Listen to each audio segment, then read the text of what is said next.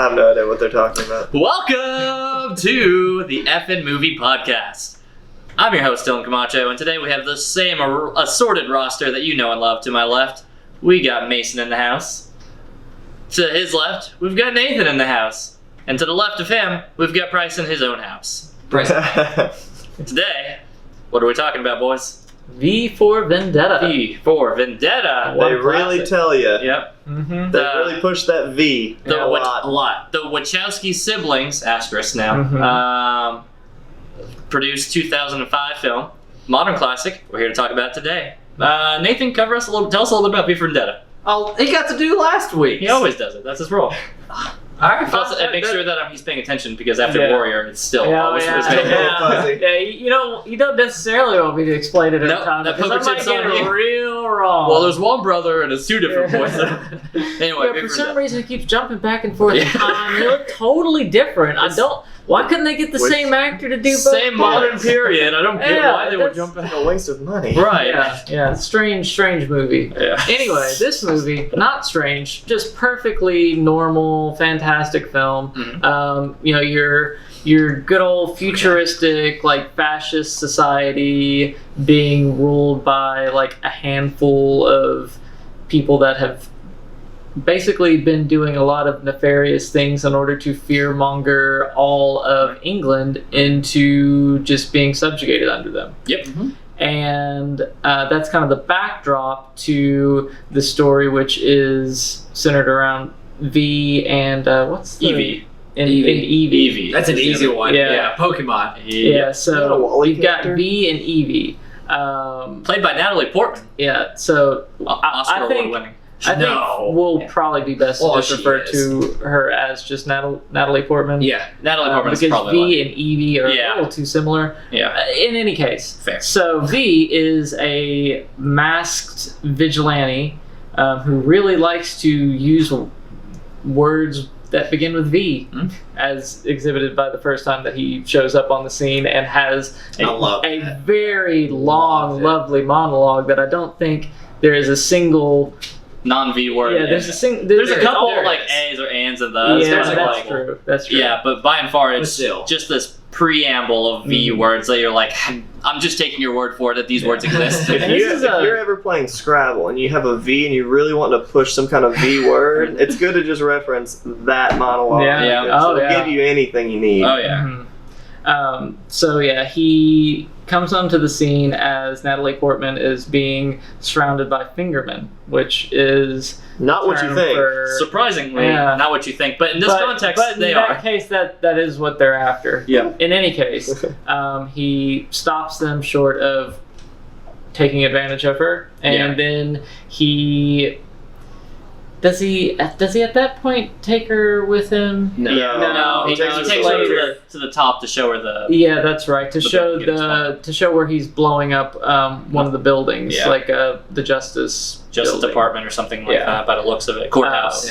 Something like that. Yeah. So then, I think the next day he is attacking the news station in order to air this really long video talking about how the next year on the 5th of November he is going to blow up the Parliament building and how everybody should join him in celebrating that and taking back their country. This is a very it's a anti-government kind of movie. Yeah, and especially because it's very clear that the government is such the bad guy on it. They go into more detail to kind of explain how the government even got to power in the first place by fear-mongering and killing its own people, and all of that plays a part into V's background. Every piece of this does kind of fit in with one another. The character V himself was the subject in a series of experiments that they were doing trying to develop a virus. And he was the only one that they were successfully able to develop the virus off of for some reason out of all the candidates that they were trying with. And that virus is what they used to kill over 100,000 people in England to justify basically them just initiating this totalitarian state. Yeah. And he escapes from the experiment and is now just vengeance incarnate. And the whole movie is just him going from one person to another that had wronged him and murdering them. But ultimately all with the goal of like toppling a fascist government. Right. It all kind of like, it even pays like a homage to Guy Fawkes as the character in his story. If you're not familiar with it, it explains it in the movie, like in this first little like flashback cutscene where essentially in a very similar situation in the past, Guy Fawkes tried to go blow up the building of Parliament as a symbolism to sit there and say, hey, let's take our government back, let's destroy this old one. Where Guy Fawkes fails, V inevitably will succeed into that part. Spoilers. If you don't already know, we are always doing spoilers on this show. But yeah, V's objective job is to do the exact same thing with a little bit more murder attached to it, granted. A lot of really sweet murder, though. Sometimes actually very sweet murder in the instance with the nurse. Which is like, you do sympathize with her for a bit, but also she is the reason that happened. Yeah, like she 100% deserves it. It's the thing where you sympathize with.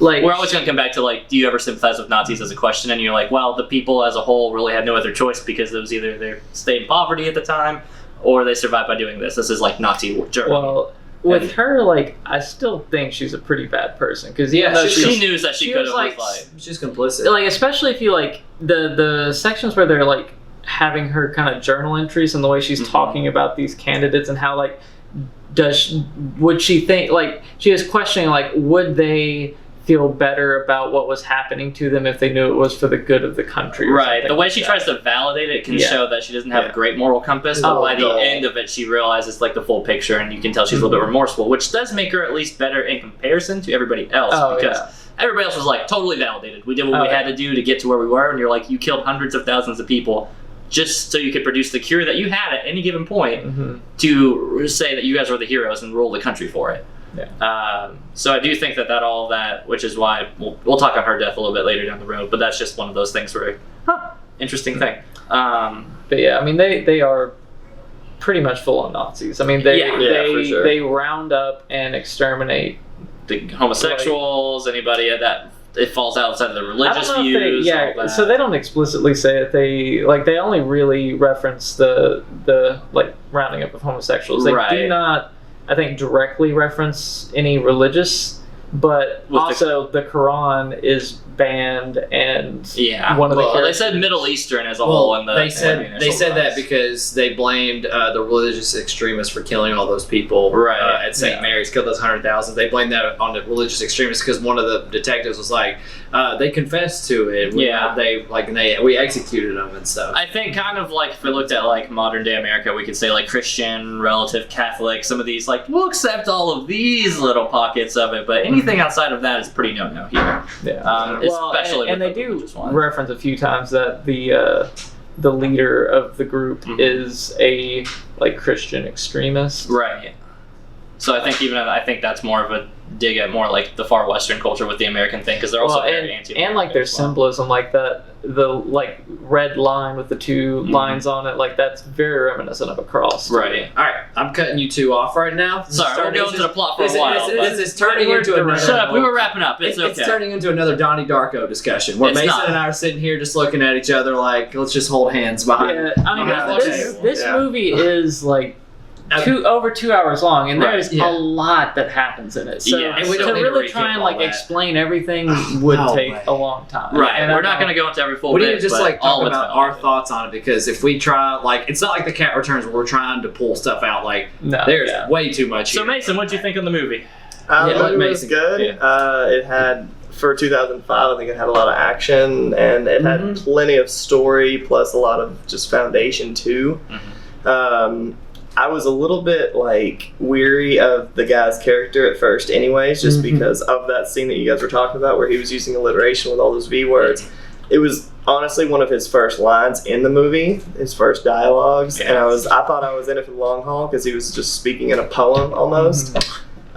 Luckily that was the only time that he was doing that. Otherwise he was very just intelligent and smart, and you could tell that he had a very...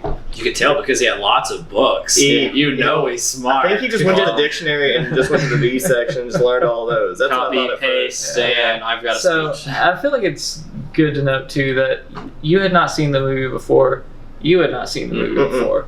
we have seen the movie multiple times for years on road because for a while I was just celebrating the 5th of November by watching this film.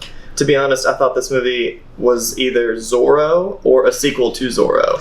I thought it was Antonio Banderas behind the mask for the longest time because of Z. The reason I had never watched it was because I thought it was just one of those like a mid 2000s shoot 'em up that didn't have a lot going on. Simple plot, action. So wow, simple, nothing really that you need to check out. Did not know that it was vastly had that much depth. Yeah, instead of that. Or like Lucky Number 11, something like that. Yeah, something it's just that's like, simple there's a lot of blood. There's you can tune in at any point. You're not missing anything. Exactly. You can go wash the dishes and come back, and it's still doing exactly. If you tuned in halfway into this film, you are confused. But yeah, it had a lot more depth than I thought it was going to have, which is good. It didn't feel like 2 hours or some change even.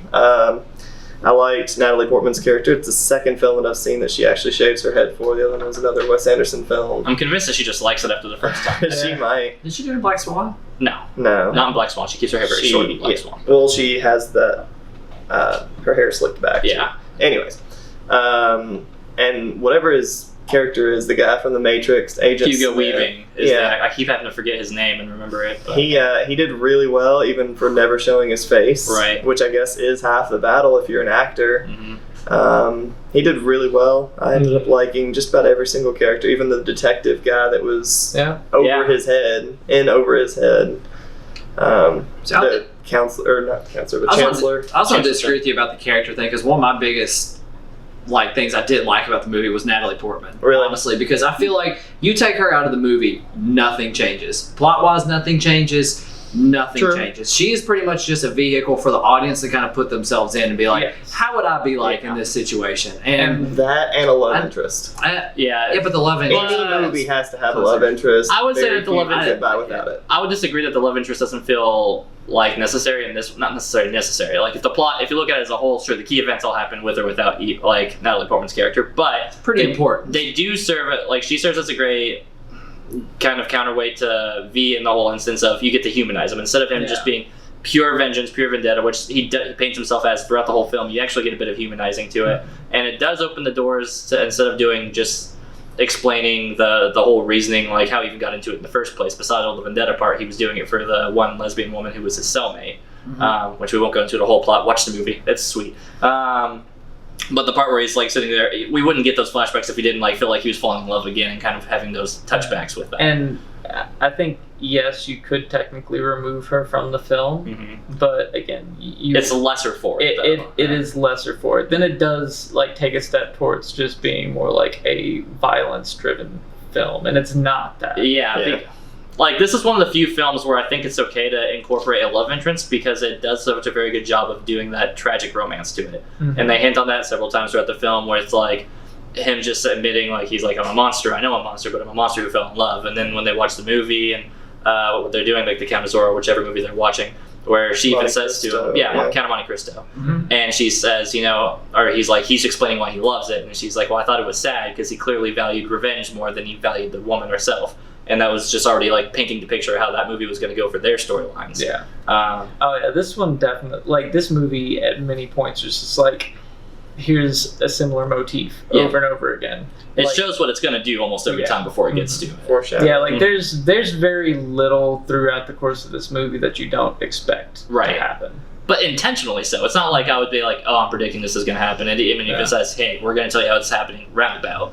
Well, and Price even as soon as Natalie Portman got captured after they raided the house and she jumped out the window. Diedrich's house. He immediately was V kidnapped her. Oh yeah. He's doing this, and I mean it does kind of make you question that a bit, and I still that one I'm still always kind of it seems weird because it does seem like there's another person that isn't him. Yeah. Because I guess they have a voice modulator or something to kind of pick those notes or something like that. Maybe that's what it was. And, it's far enough in the future setting where it's set X amount of years in the future where it's that's possible. I think it is actually still technically in the future, but it's getting real close. It's very close modern future. We'll say I would say 2030 probably. When it came out, it was probably 15 plus years in the future. Right. So But now, like whenever the lesbian woman was talking about her like role in the film, I think she said 2015. So that means that it did predate all the events happening, but not by that much. Right. So we're talking maybe like 5-6 years. We're definitely not like decades and decades ahead of time with it. Like at most, I would give it like another 10 years on top. But I kind of want to touch back on Mason's point really quick because it's one of my favorite like parts of the film for Hugo Weaving doing V. Is that it's the times that the things that I noticed whenever I'm on rewatches with this film is how good Hugo Weaving is at portraying V's emotion and character with only having just this flat mask, because it just feels like a lot of time. I know the face isn't changing, but there are times where he's just like he's giddy, or there's times where he's angry and stuff like that, and it feels like the expression changes, but you never actually, the face doesn't.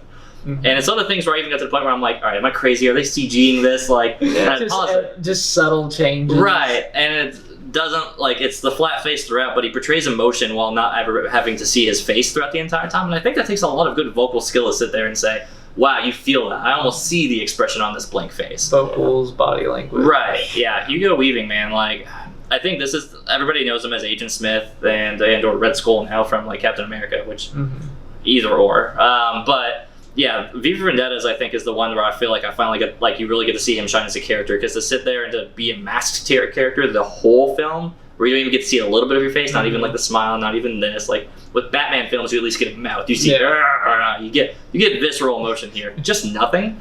That was always one that really impressed me as I continued to rewatch these ones. I was just like, God, Hugo Weaving crushes just putting the emotion into it. He does well, but that's essentially, no offense, but that's just like a voiceover for an animation film. I mean, sure.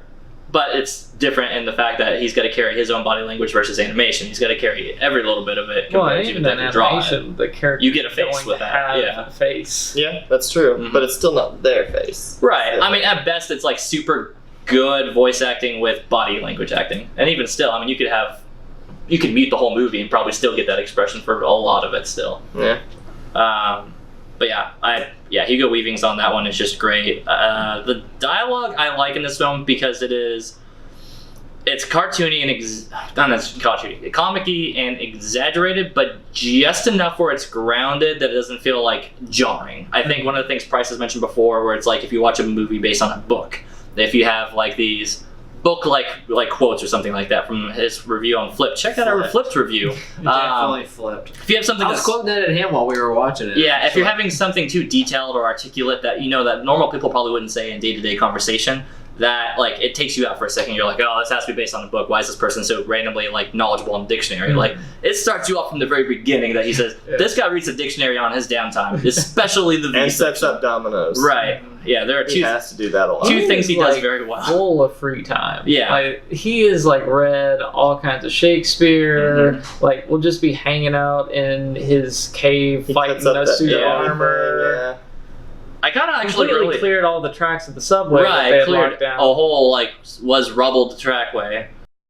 I think there's actually a really funny movie to be made as like a not so sequel where it's just like what V does on his day off. And it's literally half the movie you kind of get is just him fighting the suit of armor again, and the other one's just him moving stuff, and a couple of it is like him always sneaking around and stealing things from places. And you're like, how does he keep stealing things from places? Also, he has to get a lot of, from the way they describe the explosives every time, household chemicals. Right, so he's going to the store. He built an entire subway train full of what looked like high quality C4 explosives all rigged up to go.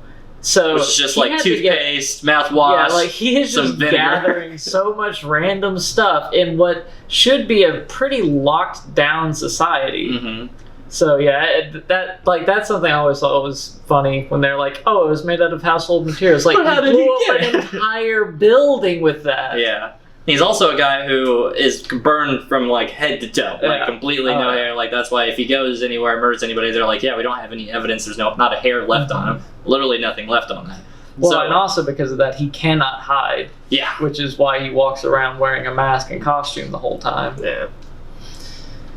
Another one of the things that I did like I mean, I know it's like a little kind of one-off thing. Was with the British talk show when they had the High Chancellor on there? That was really funny. Cracking up at that. Yeah, I definitely was. I loved it. I thought that was really funny. I mean, but I knew it was funny, but in the back of my mind, I'm like, this is going to wind up horrible. Right. Like, he is going to die 100%. And then later on, he's like, I'll just talk to my agent and he'll protect me or whatever. Yeah. It's like, no one's going to protect you. Yeah. You do not realize what you've done. You picked the worst time to do that. Right in the midst of a major crackdown. Yeah. It'd be like, so I guess for those who haven't watched it, it'd kind of be like if SNL did a skit where George W. Bush was getting tripped over by Al Qaeda, and then they did the Two Towers explosion right after 9/11 or something. It's pretty far out. In Game of Thrones, where they just keep doing with those small people with the acting as all the house. And the weddings and where Arya was watching it. Yeah. Kind of just that distasteful, awful things that will definitely get you into trouble. Way too soon to be doing this skit, but we're doing it anyway because the ratings are fire. And I appreciate a man who does anything for ratings. So it only cost him his life, but that's small price to pay. Small price to pay for fame. I'm sure it could go on for a lot of other things. I know. So, not really a big fan of Natalie Portman on this one. Mason, where do you land on that? I liked her. I like her. There's very, very few parts that she has that I don't like in any movie, though. I think she hits plenty. She's very well-rounded, and she has a lot of range in anything. Black Swan was probably one of my more favorite films from her. Very dark, if you've ever seen it. Yeah. I don't know. She was fine. This was also earlier than... this is much earlier in her career, all things considered. 2005. Black Swan doesn't even come out till 2008. Yeah. So this is before she even makes her Oscar run. I think so. It still shows. I'm trying to think.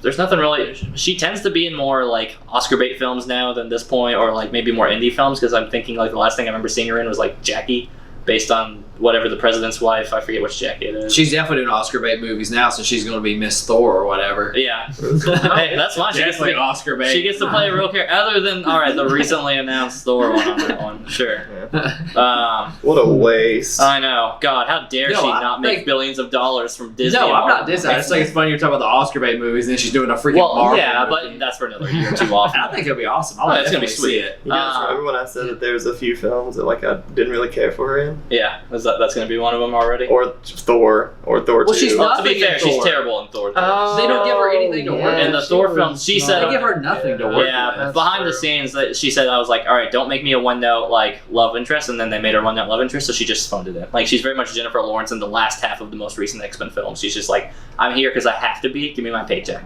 I think she died in the last one. I don't know. I didn't watch it. But anyway, we're not here talking about J. Law or Natalie Portman's career as a whole. Any closing thoughts before we want to start getting the scores, goods, bads, anything? There's not. I don't know. I don't have a lot of bads on this film. No. Any favorite moments? Any Domino effect was cool.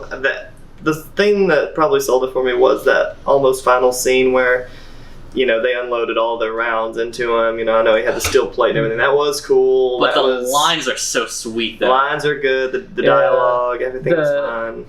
That scene I always think is a little lame because of the little silvery trail following the dagger, particularly the part where he's walking towards the guy for a little bit, and it's just kind of slowly following him as he's walking towards that guy to stab him. It's such a so this is I know that's the hardest part for me to watch. That one just makes me think that scene makes me think the people that made The Matrix also made this, right? Did they do the Wachowskis original brothers? No wonder you loved it so much. That was their first film. Yeah. First film in The Matrix that helps. Still a sci-fi masterpiece. Still, the 2 and 3 are up for debate, but it is. That's the time in the movie where you're did this movie get made by the Matrix people? And then you're yeah, it did. Well, and then also Natalie Portman on the roof with the rain coming down after she was out of the prison. They love raining on their main cast. That sounds like something right out of a Linkin Park music video. It really is. Which they did produce, as it turns out. No, they didn't. Wait, what? I think that's the only point of the movie that actually feels aged is that one action scene, and that's because it is so specifically taken from it would be from the makers of The Matrix, and it's only really 5-6 years after. It's Matrix 1 came out in 98, I think. So like 7 years. That explosion at the end was amazing. Yeah, the explosions are all sweet, all that part. Music with it, the orchestra. That is that's a very iconic one as far as just like a scene of an explosion. Mm-hmm. I like to watch these kind of movies using those like hue light things. So whenever that was happening, it was fantastic. Like the whole room was just lighting up all around too. So it was to match. It's a very cinematic experience at Nathan's house with it. I also like the first explosion where they're up on the roof or whatever. And he's like, "Can you hear it?" Yeah. Like, what are you talking about, you crazy person? Yeah, she's not a good first impression. Like, what was the last thing? We're about to transition right into our segment on. So we kind of lost battery there for a little bit. Just don't worry, Nathan will edit this all out. This never happens. We'll never know. It never happens. No technical difficulties. But wherever our point was before we cut off, we're going to go ahead and transition into one of our closing segments: fat, thin, or perfectly fit. So that's it to say. If a movie is too thin, then there's not a lot of substance there. It definitely just wasn't a movie that, okay, it's like 60 minutes is very small, very contained. Fat movie is a movie that's loaded with extra stuff. If we were sitting there editing it right now, I would sit there and say, I'd cut this scene, cut this scene, I cut this scene. A fit movie is just in the middle. It's that sweet little, like the Three Bears in the Porch story where it's just right. No fat, you wouldn't really cut too many parts. Maybe it's like a tiny couple minutes off this part here or there, but otherwise this movie feels perfectly slotted for the amount of time it provides. We'll start all the way on the left for here. Price, where would you fit this movie? Definitely fat. Definitely fat. 100%. I feel like, I don't know if fat's almost the word I would use, because like I would almost say it's thin because they bite off so much in this movie. Like there is so much that needs to be explored that I feel like was not explored. Like the background of everything that happened, like there's something going on in America that I never fully understood. Like there was just a lot to this movie, and I guess I'd almost say thin. I would say thin, but then that would make the movie even longer. I don't know how I would put it. It's a really odd feeling because like it's fat in the fact that like it has too much going on, but thin in the fact that like I don't feel like there's enough in the movie to warrant as much as they're biting off. So I guess the first thin would be that we want to add more stuff to get more context for things. Fat would be that there was way too much stuff and like it was overloaded. So fat would be cutting stuff off. Thin would be adding stuff. I guess I'd say thin. I mean, I get what you're saying, but I feel like with this too, it is also based on source material that is much deeper. Right. And that's totally fine, but they should have cut more out then. I feel like there's still too much in it. Okay. Like there's just too much going on in the movie. Like there's like every word you have to hang on to like try to catch up to where the characters are at and what knowledge they know that we need to know to understand fully everything that's going on. Yeah, that's just me. I think it's definitely a movie you can miss some stuff in on the first watch through if you're not paying attention, because to me there's nothing that would need to be cut from this movie. Some people would maybe argue that the whole Natalie Portman imprisoned section isn't as necessary, but I think every bit of it, every step along the way is like it. To me, this is close to a perfect movie. There's nothing I would take out.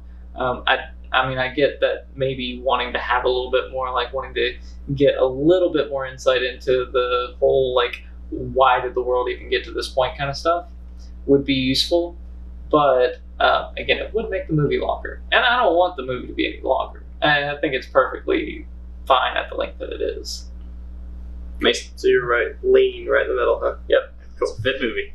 I'm going to pretty much agree spot on with Bryce on this one. I don't really know where I stand. I guess to your point too, like I've only seen this movie once, besides, catching the last third of it or whatever earlier, which I wasn't really vested in. I was doing other things. Yeah, but maybe if you actually study into the film, look into it, kind of like you were saying with the flags and saying, well, essentially America was probably taken over by Germany. Maybe this happened. That's what that flag was about. Not really. No, that's not the direction we're going. It's more of the beliefs, like sorry, that fascism, all that stuff. You were tuned out. The man in High Castle idea, I guess, is what I was thinking of. I see what he's going on, but he's talking about like the situation in America too has got brought up, and that's just a lot. But continue. Yeah, but anyways, so like maybe there wasn't quite enough, but at the same time, I didn't want it to be much, much longer. I thought it was good. To me, the scene that, like, thinking back on it more and more now, her character, it's kind of strange because at the very end, all he really needed her for, because she was in the cell, and he even, you know, explains to her, hey, I just needed to know that I could trust you. I just needed to know that you weren't going to say anything. This was all a test. By all rights, she was pissed. I don't think that was ultimately his goal. His goal was to, like, basically have her not fear death, like, to transform her as a person. Because he knew if he put Evie back out there as who she was, she would die. Like, she didn't have that survival ability that, you know, she has after the transformation. I feel like if the point you're getting to is the whole thing of her, like, just pushing the lever. That's exactly what I was getting to. Yeah, that was his gift to her. Like, he said that, like, his gift to her was that she would be the one to make the decision because he was a part of the past that will be destroyed in the pulling that lever. In which she was going to be dead anyways. Yeah. So she was the future. It was up to her what would happen. Okay. Yeah, I guess it's a little bit deeper than I thought. But yeah, that works. If there was any part, I probably would cut out all the torturing, I guess you could call it. Just the imprisonment that, you know, mattered but didn't matter. I don't know. I guess them just a little bit, but no, that was my first time watching through it, so maybe I'm a little hazy. And I think that's probably going to be where the comparisons on the fat versus thin versus fit argument's going to be on this, because I'm going to agree with Nathan that it's fit, but I will also agree with Price and Mason to a point where it's like, on certain points, I would sit there and say that, all right, sure, they give you kind of a couple extra threads, and where Price says I kind of want to know what's going on in America, I'm like, this isn't our movie. Like, on that part, I'm just like, it's tips for world building, but it doesn't want to show its whole hand, and at the same time, it just wants to give you enough to be curious. But it's a movie that it's been a movie that I've rewatched time and time again. I've always said that a good movie will give you something that you can kind of catch on the second view, on the third view, on the fourth view. And I think these extra threads are there for rewatches, not necessarily to give you the whole story.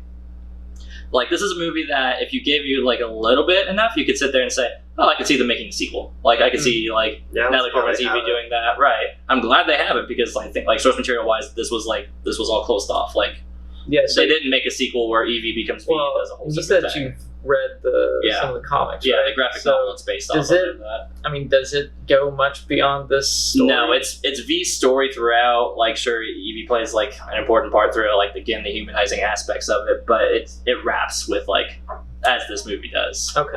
It goes more depth into, like, the world building and stuff like that, because you get this much more, like, you get more pages into it. Mm-hmm. But by and far, like, this movie does a good job of adapting the generally, like, here's the main points of the story, here's the movie. Mm-hmm. So if you're more curious, I think that's even more reason for it to, like, give you just enough to say, I want to know more about this, and they're like, cool, we have a whole graphic novel, go check it out. Yeah. Which is why I'll say that it lands in fit. Like, I think about this movie, there's not a part that I'd cut out. I think that the arguments for cutting out the Evie, like, torture scenes, I think that's there for her character development as a whole, because I think you take that out and she stays that one-note female romance character throughout. Mm-hmm. Like, if she just becomes the person that she is when she's pulling the lever at the end, it doesn't feel earned without her having more motivation with it. And they give her kind of enough with it. It's a coin flip. I think that's the only part in the movie where it's like, this is the only part I could see an argument for, like, starting to lose. I feel like the detective could have done that, though. Yeah, I mean, if they wanted to make a detective the hero at the end, but again, that feels less earned as well. Like, if we turn into the argument, let's take Evie out of the movie, how do we return it? Yeah, probably do that. Or he just puts it on the damn timer and says, all right, well, this is happening either way. Like, yeah, I think that whole lever at the end was way too much, like, overspoken. Like, it was literally just, he didn't even have to really be in the thing. He did probably have to kill the High Chancellor. He probably did have to, because he was going to kill all these people left. Like, well, and I think he definitely needed to do all that. Like, he needed to get the High Chancellor out to kill him, so that every single part of the structure of that government was destroyed. There was not a single person that was going to take its place. Mm-hmm. Tear it out from the root. Like, but essentially, that was him being in two spots at once. Ended up him being in the two spots anyways. Right. It didn't really matter. Is it something that could have been possibly done without? But yeah, and kind of what I even said earlier, though, I'm like, the movie feels a lot more action driven and a lot less deep without that connection to him being a human through Evie. Yeah. But I'd say it's fit, and that's just on several walkthroughs within saying I think the parts that we could see as fat are just there to kind of keep you entertained for the next couple of rewatches and kind of gives you something else. But we've been on that for a minute. Yes. Like, I think we should close right into our closing scores. I guess I'll start on mine and work our way down then. Sure.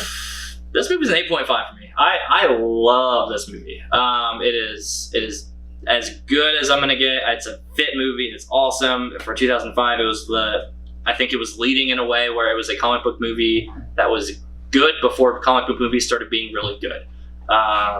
The fact that it was hot off the Wachowskis and them doing their stuff, like, but overall, I love the plot. I've rewatched this movie several times. It's one of the movies I haven't watched in like a year or two, and I was like, I wonder if my score will drop. It's stayed the same, possibly even higher since then. So yeah, modern classic for me. I love you for Vendetta.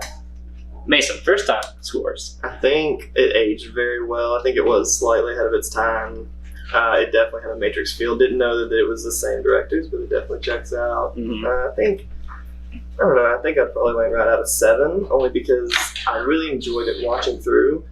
But maybe I should have expected a deeper story, like something I needed to sit there and absorb, rather than just watch it. If you were expecting a shoot 'em up and you got this movie, yeah, Exactly. probably. Yeah, Expectations exactly. to run off. Official Yeah. from what you had said about what you thought it was. And it before wasn't that I going in. was expecting a crap movie. It was just that I was expecting Simpler. Slevin. Right. Yeah, or you know, something like that, Zorro, whatever. But yeah, I mean, it was really good. I'm still not convinced it's not Zorro. I think this movie is definitely just Well, Zorro. It kinda is definitely Zorro, in the beginning, he does like He kind of be does. into that poster. Yeah. But yeah, I mean, a 7 through and through. Taking nothing really away from it. It's just, I don't know if I would watch it again really, really soon. But hearing you guys talk about it and how much depth that I missed, it's pretty nice. Here's Yeah. Caesar. Yeah. We were just saying earlier. I don't know if Caesar's been in a podcast episode yet. Welcome to Caesar, the effing movie dog. I was holding him up earlier while y'all were talking. Nathan. Is he gonna do it? Wait. Before he goes, is he gonna do it? Do you all think? You don't think it's gonna be a 10? No, I don't think he's giving you 10. 9.5. I'm putting it down. I'm putting it down as a 10. He says it's a perfect movie, but let's find out on Nathan's score. Yeah, I mean, to me, it is a perfect movie. Hey! I have like not watched it in years and years, and having not seen it in such a long time, whenever I thought about it, I always thought of it more as like, was this just a thing that teen me was into, angsty me? Good grief, we definitely know you two had that same face together, and Lord, the audience knows all about it. Yeah, buddy, check out our Donnie Darko review for more of me and Nathan talking about our teen And years. that godforsaken opera movie. Oh yeah. That had no connection to my youth. I just thought it was fun. Connected.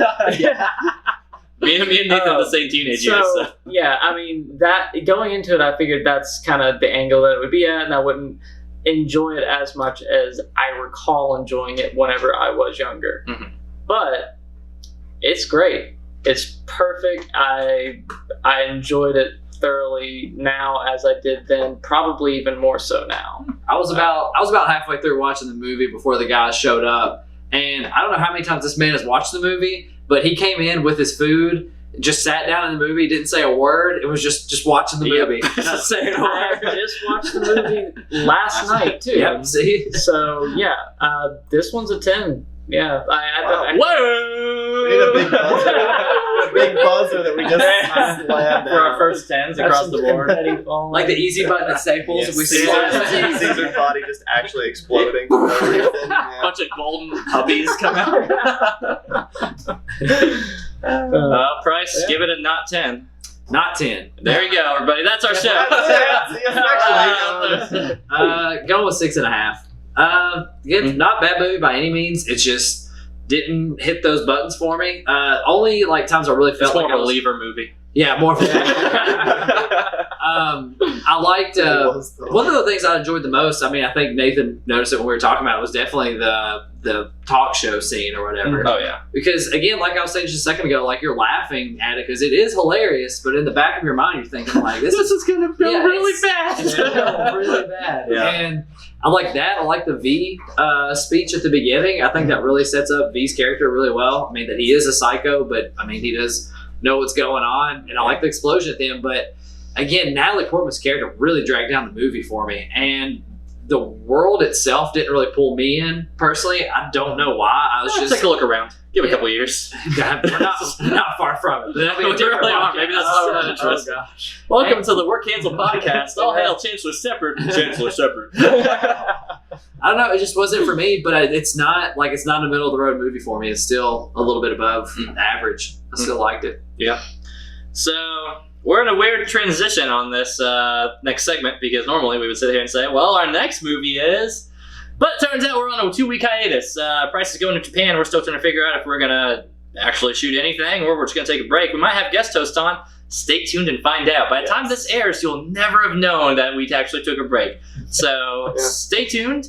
We won't have our next movie up just yet, but if you follow our Twitter over at any of our Twitters, we probably haven't tweeted out what our movie choice is going to be. Actually, what we could do is favorite movie of the month because we have picked 4 at this point. Oh, that is true. Yeah, we're right on the new cycle. Yeah, let's make this another long video. Yeah, let's make this Let's the keep it longest going. possible video. Let's do it. Oh yeah, that's right. Yeah, so we'll go ahead and wrap our segment. So wait, what were the 4 picks again? It was yours. Cat Returns, V for Vendetta, Flipped, and It was Hell or High Water. Hell or High Water. Oh, yeah.